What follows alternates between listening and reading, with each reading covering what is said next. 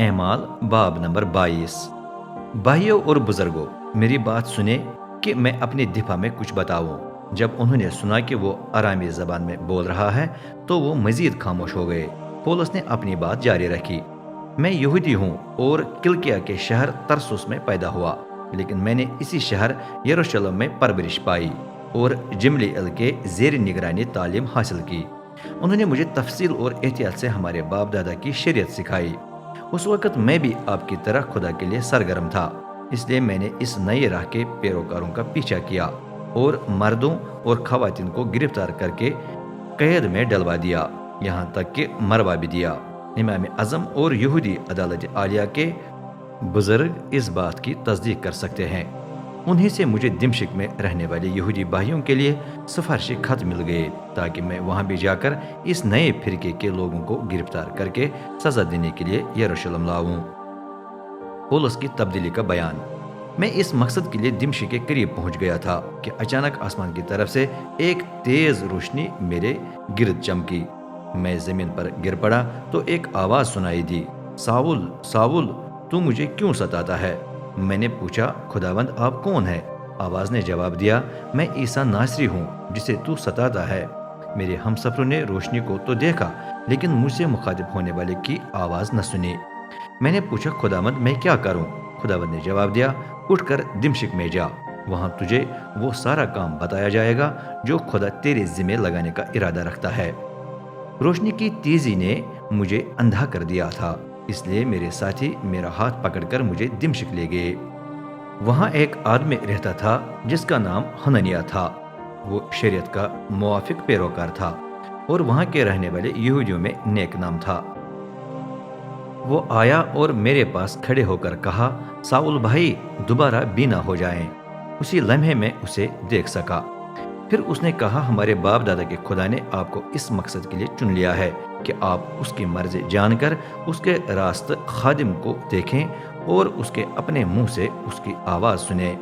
جو کچھ آپ نے دیکھ اور سن لیا ہے اس کی گواہی آپ تمام لوگوں کو دیں گے۔ چنانچہ آپ کیوں دیر کر رہے ہیں؟ اٹھیں اور اس کے نام میں بپتسمہ لیں تاکہ آپ کے گناہ ڈھل جائیں۔ پولس کی غیر یہودیوں میں خدمت کا بلاوا۔ جب میں یروشلم واپس آیا تو میں ایک دن بیت المقدس میں گیا۔ وہاں دعا کرتے کرتے میں وجد کی حالت میں آ گیا اور خداوند کو دیکھا۔ اس نے فرمایا، جلدی کر، یروشلم کو فوراً چھوڑ دے، کیونکہ لوگ میرے بارے میں تیری گواہی کو قبول نہیں کریں گے۔ میں نے اعتراض کیا، اے خداوند، وہ تو جانتے ہیں کہ میں نے جگہ بجگہ عبادت خانے میں جا کر تجھ پر ایمان رکھنے والوں کو گرفتار کیا اور ان کی پٹائی کروائی، اور اس وقت بھی جب تیرے شہید ستھنس کو قتل کیا جا رہا تھا میں ساتھ کھڑا تھا۔ میں راضی تھا اور ان لوگوں کے کپڑوں کی نگرانی کر رہا تھا جو اسے سنسار کر رہے تھے، لیکن خداوند نے کہا، جا، کیونکہ میں تجھے دور دراز علاقوں میں غیر یہودیوں کے پاس بھیج دوں گا۔ یہاں تک ہجوم پولس کی باتیں سنتا رہا، لیکن اب وہ چلا اٹھے، اسے ہٹا دو، اسے جان سے مار دو، یہ زندہ رہنے کے لائق نہیں۔ وہ چیخیں مار مار کر اپنی چادریں اتارنے اور ہوا میں گرد اڑانے لگے۔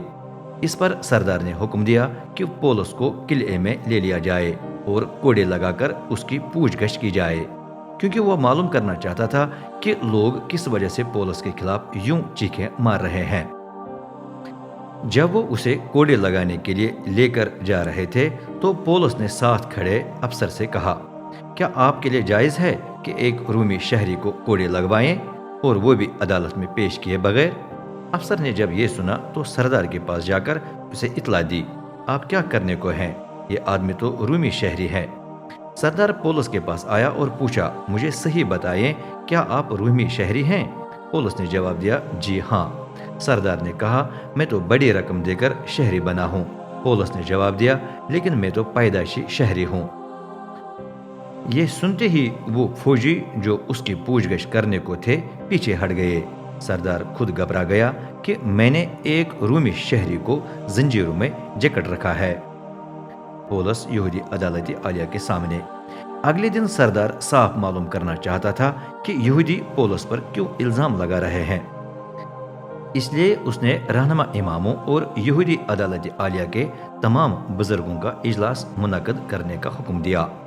پھر پولس کو آزاد کر کے قلعے سے نیچے لایا اور ان کے سامنے کھڑا کیا۔